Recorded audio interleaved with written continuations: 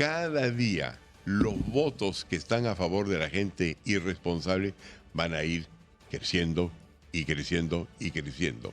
Cada día que está más Dina Boluarte ahí adentro, no están pensando que hay un candidato de centro derecha porque hay que unirnos, etcétera, que lo va a reemplazar.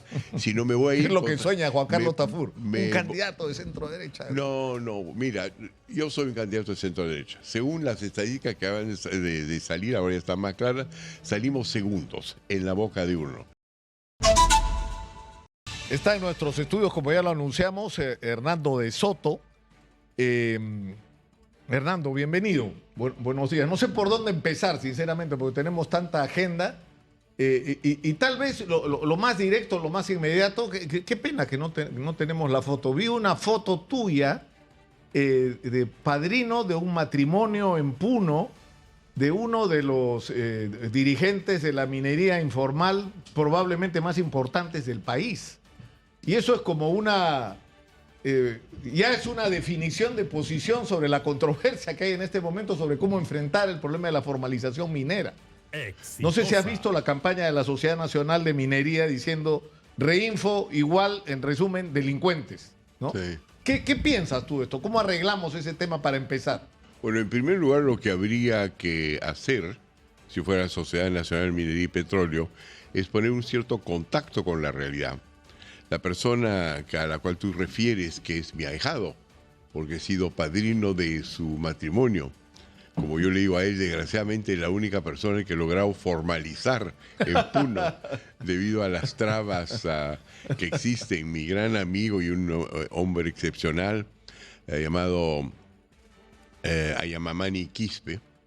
Él es parte de un sistema de cooperativas que él preside en grupo, por supuesto, y el total de sueldos que paga al año son 40,000. No hay compañía formal que sea más grande que ellos. Entonces, la primera cosa que yo haría, si fuera jefe de la Sociedad Nacional de Minería y Petróleo, es preguntarme quiénes están más grandes y más organizados. No hay una compañía formal que tenga 40,000 empleados. Y las que están en Puno y que no se consideran parte, equivocadamente, del sector formal, son más grandes. Son más grandes y son capaces de organizar una marcha a Lima, es decir, equivalente a Napoleón irse desde París hasta San Petersburgo, y ahora les quieren quitar a los informales en general, que vienen en varios tamaños y paquetes, la única cosa que tienen que los vincula a la formalidad, que les permite dialogar. Que es el Reinfo, que es el registro. Le quitan lo único, es casi inútil, pero es indispensable, pues el único que existe. Y piden sacarlo y meter a 700,000 personas a la calle. Es un desconocimiento del Perú increíble, ¿no? Entonces lo que hay que hacer es darse cuenta. He traído un ejemplo al respecto, ¿no? Si tú le das, ya que has mencionado el Reinfo, no, el Reinfo lo único que hace es te dar la probabilidad de que tú vas a poder operar con todos los mecanismos que se requiere para hacer una mina, ¿no? Tienes que poder tener acceso técnico, tienes que tener crédito, tienes que tener mercados, tienes que poder limitar tu responsabilidad, tienes que poder contratar a gente, tienes que tener asociados con los cuales las cosas son claras. Es como una cuchilla suiza, si me permites. Tiene 26 cosas, ¿no es cierto? Lo único que pide el Reinfo por el momento no es esto, sino lo que pide es esto. Qué buena. Eso es lo único que pide. Entonces, cuando tú preguntas a la cosa siguiente, otra manera de ilustrártelo, ¿no? Este es un problema minero. Imagínate que la mina fuera una manzana, ¿no es cierto? El problema no es la manzana está ahí. El problema es que esta manzana, por donde yo la vea, no dice si tú puedes comprarla, venderla, alquilarla, hipotecarla, utilizarla como garantía, exportarla. 28 cosas que son absolutamente necesarias. Lo crucial más bien para eso es un pasaporte que la haga viajar. Lo único que están pidiendo nuestros amigos los mineros, que le quieren dar esto, es que por favor lo dejen mover la cosa. Lo que la minería ilegal está haciendo no es apropiarse de la mina, se está apropiando de las distintas páginas del pasaporte, una por una. Y esta Sociedad Nacional de Minería todavía no sabe o por lo menos sus dirigentes actuales, que me olvido los nombres, pero no se han dado cuenta de que la diferencia entre lo ilegal y lo informal. Un informal es un patita que está en segundo de primaria y que quiere llegar a quinto de media y ser un profesional para tener todas estas cosas. Una vez que tienes todas estas cosas, alguien le da un pasaporte y le dice, puede usted viajar. ¿Por qué? Porque el 95 o 98% de los millonarios van afuera. Pero los que ya tienen esto, obviamente ahora, no les interesa que tengan lo otro. Pero ¿eso qué significa en términos prácticos? Porque la discusión se ha centrado de una manera equivocada, creo yo, en si solo se debe prorrogar la vigencia del Reinfo. Eso a estas alturas debería estar fuera de discusión. Obviamente que hay que prorrogar la vigencia del Reinfo, no puede mandar a la ilegalidad a más de 500.000 de personas. Tú que conoces más el tema dices que pueden llegar a ser hasta 700.000, ¿no es cierto? Los que están trabajando en esas condiciones. Pero eso tiene que ir de la mano con procedimientos prácticos, pues, ¿no, Hernando? De solución real del problema, o sea, de que no solamente tengan el Reinfo como un paraguas que les abre sino con la formalización real. Y esta gente quiere formalizarse. Por supuesto. Y se la estás haciendo difícil. 12 años y no has avanzado sino en 2.000 de los 80 y tantos mil inscritos. Lo cual, Nicolás, significa la cosa siguiente a la cual hay que llegar a la conclusión lo antes posible. El problema de las minas, ahí están, el Perú es rico. Hay mineros del sector formal que destacan aquí y en el extranjero. Son muy buenos y las compañías son muy sanas. Pero el gran problema de la minería informal o formal peruana no es un problema minero, es un problema legal e internacional referente a soberanía. El problema no es un problema minero. El hecho que tú sabes cortar una manzana no te hace chef de un gran restaurante peruano. Lo que hace chef de un gran restaurante peruano es que sabes servir mesas, sabes estoquear, sabes fórmulas, sabes tener acceso a productos avanzados y sabes de una manera o de otra, como Gastón Acurio o los presidentes de restaurantes como Central, cómo empaquetar tu comida para que vayas afuera. Y los que están manejando esto en ambos lados son mineros. Es decir, conocen manzanas, no saben lo que hace viajar y hacer financiable una pero lo que estás diciendo tú, es decir, tendría que ocurrir, porque acá hay un tema de fondo. El subsuelo es propiedad del Estado. El Estado lo ha concesionado a terceros. El problema es que esos terceros son bien poquitos, que tienen muchas hectáreas, miles, cientos de miles de hectáreas concesionadas, y la mayor parte de ellas, dicho sea de paso, no están bajo explotación en este momento. El porcentaje de explotación es muy pequeño. Y en esas concesiones que tienen un titular, hay gente que no tiene legalmente derecho que está haciendo explotación. ¿Por qué es tan difícil que la Sociedad Nacional de Minería se reúna con Máximo Franco Becker, con FEMIN, que representa parte importante de los mineros en proceso de formalización, a buscar un entendimiento, Hernando? A ponerse de acuerdo. Por una razón, y yo creo que relativamente es importante. En primer lugar, es un problema aparte del que estamos mencionando. Repito, ponerse de acuerdo sobre lo que es propiedad, que es la superficie, versus lo que está en el subsuelo, que es soberanía, porque ni el Estado puede tratar al subsuelo, es decir, el yacimiento, como un bien comercial. Por eso no se les da, ellos, los inversionistas, no compran el mineral, compran el derecho a extraer el mineral. Y una vez que ha salido de la superficie y toca oxígeno, se vuelve una mercadería, es decir, que puede transarse. Eso es un problema aparte, pero relacionado. Entonces, ¿qué es lo que ocurre? Lo que ocurre es que los acuerdos internacionales al respecto ya están claros. Hay normas, convenios, acuerdos internacionales que dicen qué derechos tienen los de la superficie y qué derechos tienen los del subsuelo. La mayor parte de ellos han sido firmados por ministerios que no son el Ministerio de Energía y Minas y no son el Ministerio de Economía y Finanzas, sino están desparramados en los otros 16 ministerios. Hay un problema de desorden de la patada en primer lugar. La segunda cosa es la ignorancia de esto, no solamente de los formales, sino hasta cierto grado de los informales, aunque los informales están más al tanto, pero lo que les preocupa, por supuesto, por el momento es poder operar, ¿no? La razón por la cual los otros no se pueden poner de acuerdo es por el gran temor que tienen ambos frente a los políticos, que es que si les abres la puerta a los políticos, y muchos de ellos en el Congreso, que como tú sabes, pues solamente expide el 2% de las normas del Perú, no tiene la capacidad técnica, ni los conocimientos, ni la experiencia internacional para manejar estas cosas, que están más o menos en todos los tratados de libre comercio que ha firmado el Perú, están en todos los grandes convenios de Ginebra, pero que no son manejados por el Ministerio de Energía y Minas, que está perdido y completamente separado del Ministerio de Trabajo, donde están todos estos acuerdos, no se los acuerdan, y solamente en los últimos 2 años el Congreso del Perú ha sacado 40.000 normas, cosas que están desparramadas y perdidas, están absolutamente desorientados. Entonces, ¿qué es lo que ocurre? Las negociaciones se vuelven personales. ¿Cómo que quiero decir yo con personalidad? Que en lugar de ocurrir dentro de la ley, son peleas de personalidad, como en el Far West, ¿no? Por un lado, un señor Goebbels con una pistolón de plata de un tamaño grande, por otro lado con su pistolita Becker, ¿no? Y van a ver cómo se entienden. Las normas son claras.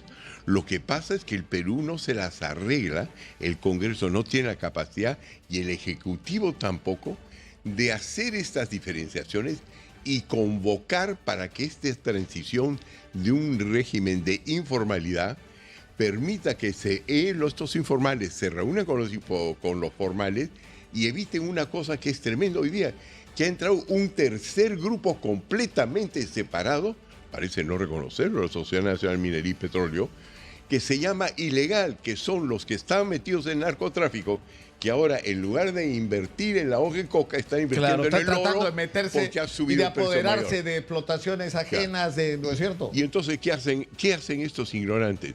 En lugar de decir, estos son personas que quieren entrar a la legalidad y estos son criminales, han dicho informal y legal y no distinguen entre el uno y el otro. Sin darse cuenta que el mejor aliado de la minería formal, de la gran minería y la mediana minería, son los mineros en proceso de formalización, que además son las primeras víctimas de los delincuentes, las primeras víctimas de las extorsiones, de los asaltos, de los secuestros, incluso de la irrupción en sus operaciones. Absolutamente, y que los están asesinando como a los transportistas desde Puno hasta Patás. Hernando, pasemos a otro tema porque nos podemos quedar en esto 1 hora, ¿no? Porque es un tema que yo creo que es vital de resolverse, pero en fin, y que se ha tratado con tan poca sensatez. Segundo tema, que tiene que ver ya con la APEC, ¿no? O sea, me preguntaba la productora Gisela Magariño hace un rato que ella se ha dado cuenta que mucha gente no logra entender qué significa esto de la APEC para nosotros. Exitosa. O sea, ¿por qué es importante que la reunión en la PEC haya ocurrido acá, que nosotros seamos parte de la PEC? O sea, ¿en qué puede cambiar nuestras vidas? Sobre todo si hacemos las cosas bien, como llamaba la atención yo al comienzo del programa, ¿no? Bueno, por varias razones. La primera cosa es que APEC es ya un organismo probablemente internacional el más importante del mundo en términos regionales, porque ha hecho que el movimiento que hay en el Pacífico, es decir, entre Asia, nosotros y los países que son parte del Océano Pacífico, e incluye los Estados Unidos y Canadá, por supuesto, se ha vuelto el mercado más importante. Número 1. Número 2, porque dentro de la PEC ha surgido un nuevo capitalismo. Los chinos se llaman ellos socialismo con una nueva característica china. Es falso. Yo creo, bueno, no es falso, es sencillamente mal etiquetado. Es capitalismo con unas características especiales chinas. Están sacando capital de inversión muchísimo más grande que el de los americanos. ¿Por qué? Porque ellos hacen una distinción, como lo hizo en su momento Marx, pero también lo hizo Jefferson y Adam Smith, diciendo, son dos cosas distintas, el dinero y el capital de inversión. Uno es denominado en dinero, que es el capital de inversión, pero es estable. No es como todos esos créditos que recibieron los pobres del Perú y que desaparecieron en el momento del COVID. El capital de inversión, quien ha invertido, por ejemplo, en este canal de televisión o en mis empresas, ahí está el capital. es el dinero que no es de inversión el que desaparece. Entonces, lo que China significa es el que entra al mercado. Todo eso sin propaganda, nadie me ha pagado, no de los chinos, son una cosa interesante para nosotros y esperamos que los Estados Unidos pueda surgir a hacer la competencia que nos conviene a nosotros, a decir, yo tengo capital de inversión, en otras palabras. Claro, porque el problema que ha estado ocurriendo es que a los gringos no les gusta la presencia creciente de China, no solo en Perú, en Sudamérica. Ya, pero ¿qué estás dispuesto tú a hacer? ¿No es cierto? Es decir, no les gusta que los chinos inviertan tanto, pero no están invirtiendo ellos. Sí, o sea, por ejemplo, el puerto de Chancay es una experiencia notable. O sea, la gente dice, el puerto de Chancay chino. No es chino, señor. Ese puerto lo descubrió un almirante de Ribaudo, peruano, Juan Ribaudo. El primer inversionista en el proyecto de Chancay fue la minera Volcan de Peruano, fundada por Mobilet. Y luego, cuando se dieron cuenta de lo que tenían, han salido al mundo a buscar inversionistas. Y los únicos que respondieron favorablemente fueron los chinos. Por eso es que los chinos entraron, no porque haya sido un proyecto chino. Eso es un cuento, ¿eh? Cuento chino. Claro, es un cuento chino. Lo que pasa es que tienen la manera de crear capital, repito, tienen una manera contable de invertir en un proyecto y como los hacen de gobierno a gobierno, de A a Z, pueden ver el potencial y monetizarlo desde ahora, con lo cual han logrado ahora invertir en minería en el mundo con sumas mucho más grandes que lo que los Estados Unidos han hecho solamente en la guerra con Ucrania. Están creando mucho más capital.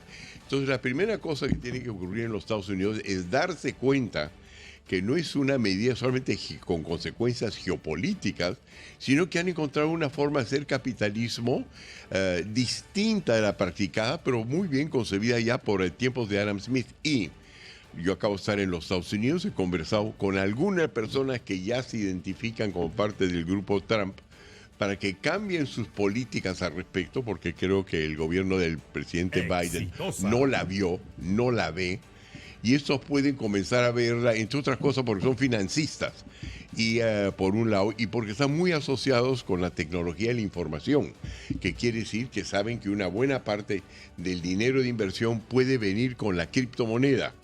Pero eso es una cosa más complicada. Más compleja, lo que quiero decir es que los Estados Unidos se van a despertar y van a competir del momento que se dan cuenta de esa y del momento que también se dan cuenta que la manera de mejorar su imagen, ahora que han dicho que van a prohibir no solamente migraciones ilegales, sino van a exportar a personas que ya están dentro del país, cosa que les da una imagen cruel con relación a América Latina, que la respuesta es: si ustedes, los peruanos, los latinoamericanos, van a su país, yo voy a hacer que les den a ustedes propiedad porque está en los acuerdos internacionales. Pero un momento, de modo que tú dices eso a los americanos, entonces tú les estás diciendo, ustedes en el fondo cuando se van, sobre todo si vienen de Arequipa afuera, van de más a menos. Entonces, ¿por qué hacer eso?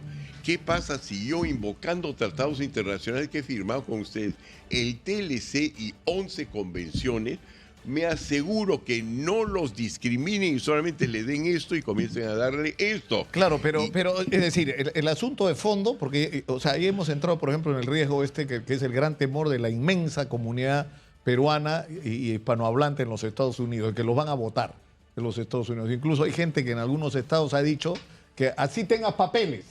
O sea, si no naciste en los Estados Unidos, algo así como que no eres bienvenido, que es una barbaridad.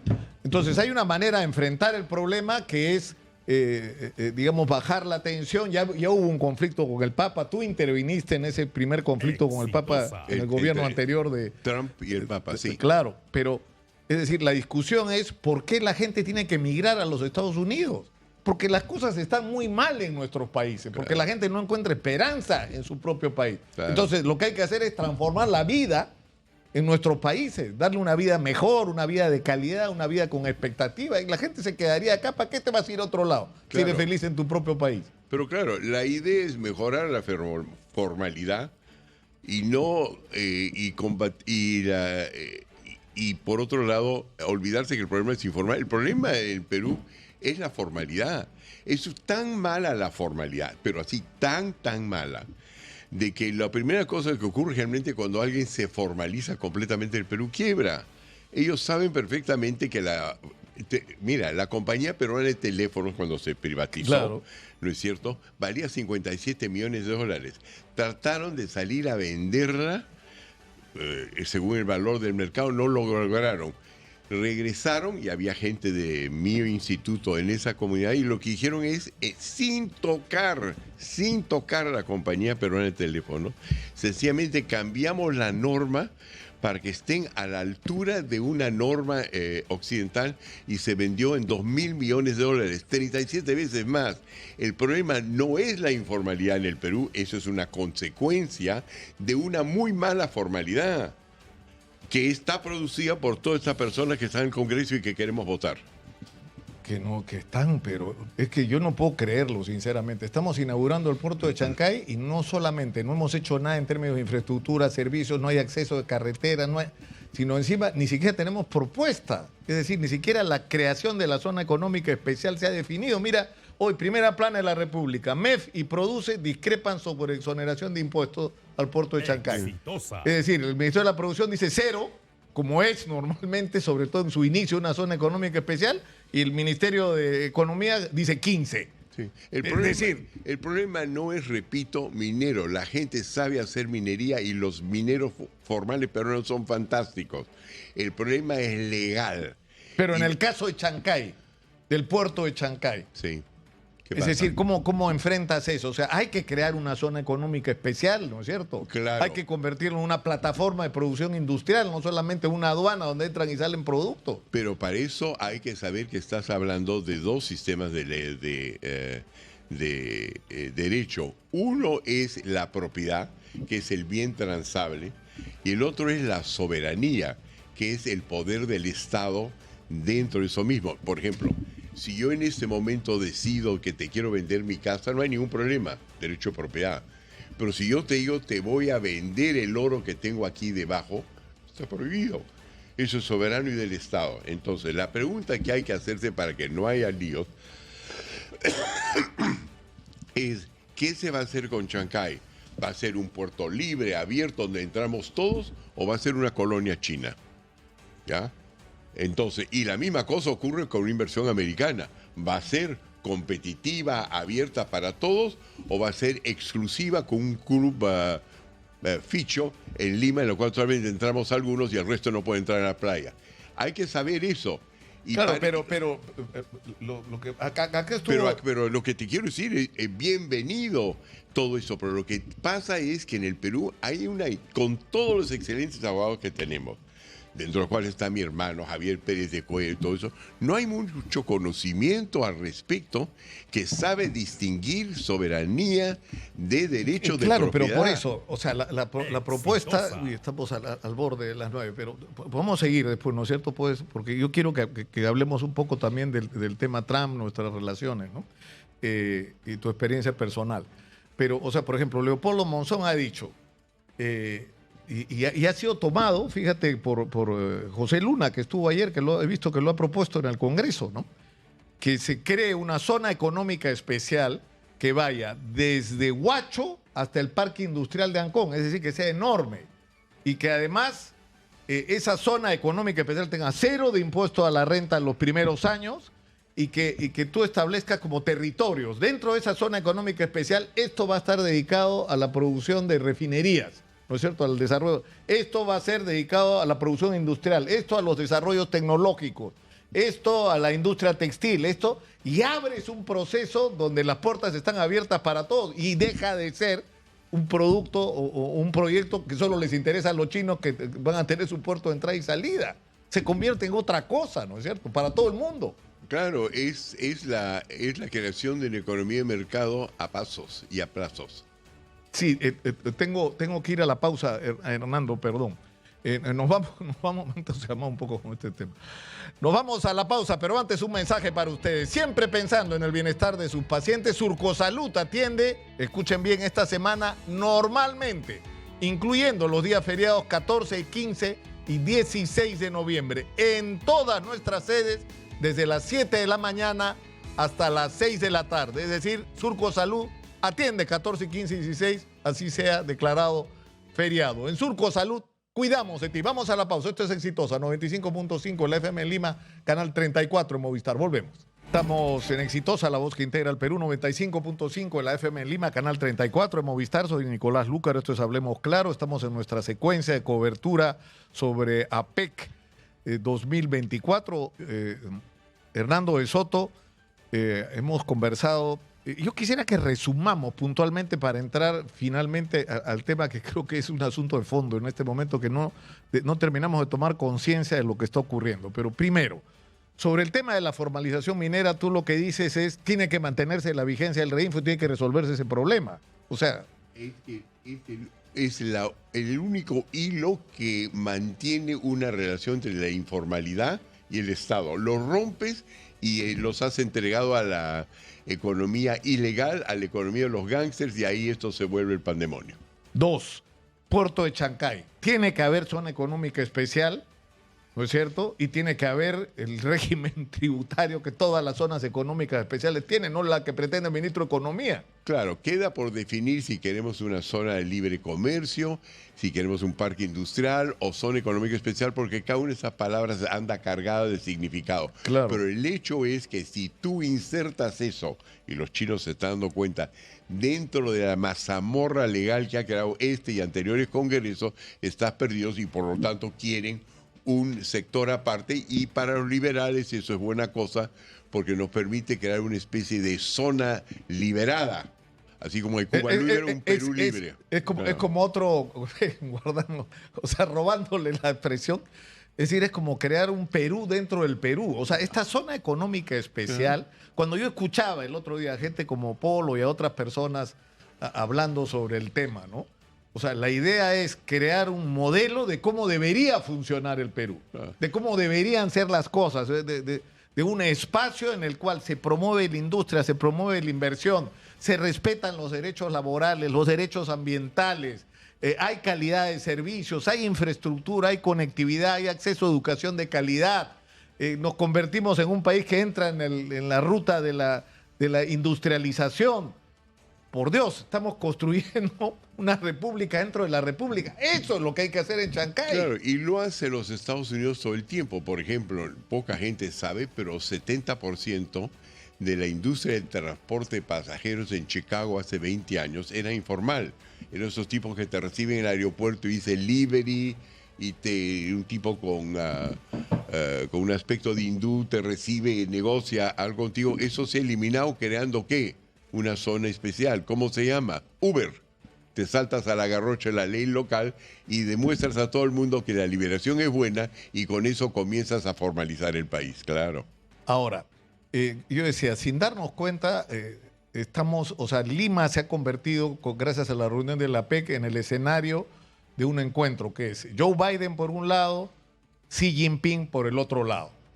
Los gringos están muy preocupados por la creciente presencia China en la economía latinoamericana y en este caso particular en el Perú. Yo creo que por eso ha venido Joe Biden, para dar una señal de como un ratito acá estamos, ¿ah? Porque si no venía, el espacio todo era de Xi Jinping. ¿No es cierto? Ellos son los socios principales, ellos son los que manejan la PEC, digamos, ¿no? Está muy claro cuando uno hace una encuesta entre peruanos, si hubiera una competencia, las cosas no cambian, y si hay una competencia, que obviamente la hay entre China y los Estados Unidos en América Latina, ganaría China, ¿no? Porque la respuesta americana, por el momento que la maneja una persona que conozco epistolarmente, que es la generala Richardson del Comando Sur de los Estados Unidos, lo están tratando como un asunto geopolítico, cuando no es un asunto solamente geopolítico de bases militares, es un asunto de que están abriendo mercados. Entonces, ¿qué tiene que hacer los Estados Unidos? Es encontrar su propia manera, como estamos viendo con la Reinfo y otros, de crear mercados populares en el Perú. Y no es una cosa ajena a ellos. Ellos se ganaron todo el sureste asiático haciendo zonas especiales. En Corea del Sur, Formosa, que hoy día y el mismo Japón. Japón era un estado feudal con un Producto Bruto Interno a la mitad del Perú. Por eso es que Fujimori viene, o las caminias de los Fujimori vienen al Perú, porque el Perú es más próspero. Entonces crearon zonas económicas especiales, por decir algo. Entonces lo saben, lo que ha pasado con los gringos es que se han olvidado de eso, y los demócratas tienen la tendencia a buscar, están en otra, ¿no? Para ir terminando, Hernando, hay en este momento, es cierto que es parcial, pero hay una paralización que tiene como eje, o sea, hay una protesta que tiene como eje la molestia ciudadana con respecto a la crisis de inseguridad y la total incapacidad del gobierno de resolverlo. ¿Cómo enfrentar una situación así? Es muy sencillo, es con la formalización, te cuento, bien sencillo. La primera cosa que quiere un informal es que, por favor, dígame que aunque sea yo tengo un pequeño contrato acá con esta manzana. Quiero que usted me ubíqueme, por favor. Y de ahí vamos creciendo poco a poco y va a tener confianza en mí. ¿Qué es lo que quiere más bien un ilegal? Es que no lo ubiques. Si tú formalizas en una forma que no tome 4.000 días, 3 personas trabajando todo ese tiempo, lo tenemos muy bien calculado en el Perú, y haces que esto termine en 10 días y tienes ubicados todas las propiedades informales y formales del Perú, y no es un problema, dicho sea paso, saber dónde están esos registros, porque el Perú se olvida que si bien hay un registro público, tenemos 6.000 otros registros que tenemos perfectamente ubicados. Agarras esos y vas a ver dónde hay alguien adentro que es ilegal y dónde hay alguien adentro que es informal. Tú tienes eso y ya has identificado a los criminales. Y si tú me dices, pero eso es una hipótesis, no, lo hemos hecho en la ciudad de Baltimore, en el estado de Maryland, con lo cual produjo la reelección del gobernador, y lo estamos haciendo en distintas partes del mundo. Del momento que tú formalizas, tú vas a ver que el informal dice, yo estoy aquí y tengo un derecho. Y el que se va a esconder es el ilegal, y ahí es donde lo agarras. Bien sencillo. Para terminar, ¿qué piensas de Dina Boluarte y de qué nos hacemos? Porque ellos quieren, y el Congreso, ¿no? Quieren quedarse para el 2026, hasta el 2026, pero yo el otro día decía, por lo menos si estuvieran modositos, ¿no es cierto? Pero están haciendo barbaridades, ¿no? Mira lo que está pasando en Petroperú, es una cosa que ya no tiene nombre, ¿no? Mira, es decir, lo que está pasando, Nicolás, es al margen que le están haciendo mal, cada día los votos que están a favor de la gente irresponsable van a ir creciendo y creciendo y creciendo. Cada día que está más Dina Boluarte ahí adentro, no están pensando que hay un candidato de centro derecha porque hay que unirnos, etcétera, que lo va a reemplazar. Si no me voy a ir. Es lo que sueña Juan Carlos Tafur, un candidato de centro derecha. No, mira, yo soy un candidato de centro derecha. Según las estadísticas que acaban de salir, ahora ya están más claras, salimos segundos en la boca de uno. Y yo te digo, con todo eso, nos sumamos y no pasamos del 35%. Hay que extenderle la mano a la informalidad, enseñarle cómo puede integrar la economía global, enseñarle cómo puede tener todas esas cuchillas, y el momento que encuentre una respuesta de la parte del centro derecha, ganamos. Bien sencillo. Hernando, te agradezco mucho por estar con nosotros. Yo sé que a alguna gente le debe sorprender, porque nuestra agenda, Hernando, es lamentable. O sea, estamos del Rolex de la señora presidenta al protagonismo de Chibolín, ¿no es cierto? Qué barbaridad, francamente. Bueno, ahora, tú has tenido relación con Chibolín, también te trató de envolver, ¿no? ¿Lo que envolver? No, ¿pero qué pasó ahí? No entendí él, porque él se presentó como... Evidentemente que no has entendido. Lo que ha ocurrido es que en sus programas de televisión, él primero creo que favorecía a Vizcarra, después a Porky, y en un momento dado le gustó mucho nuestro programa. Y entonces yo he participado mucho en sus programas de televisión, y el resultado pues es la foto vincula, ¿no? Como por ejemplo a mí, todos los que son tus enemigos, está metiendo con Nicolás Lucas, que tiende hacia la izquierda, eso también va a ocurrir. No, pero también he sido fujimorista. ¿Quién? Porque antes me acusaban de fujimorista, ahora me acusan de zurdo. Por eso te digo, no, lo único que pasa es que hemos estado en sus programas y la idea es tratar de encontrar en una foto un vínculo, pero no pasa la otra cosa que eso, ¿no? Pero él trabajaba para ustedes. No, qué ocurrencia, absolutamente no. Hernando, muchas gracias por estar con nosotros. Ha sido muy gentil por venir, además, hasta acá. Muchas gracias. Y yo creo que esto es lo que hay que hacer, hay que levantar el nivel de la discusión, hay que salir de la agenda tóxica y entrarle a la gran agenda nacional, que es la que no nos permiten entrar todos aquellos a los que no les interesa, pues porque simplemente van a perder. ¿Saben por qué? Porque no tienen qué decir.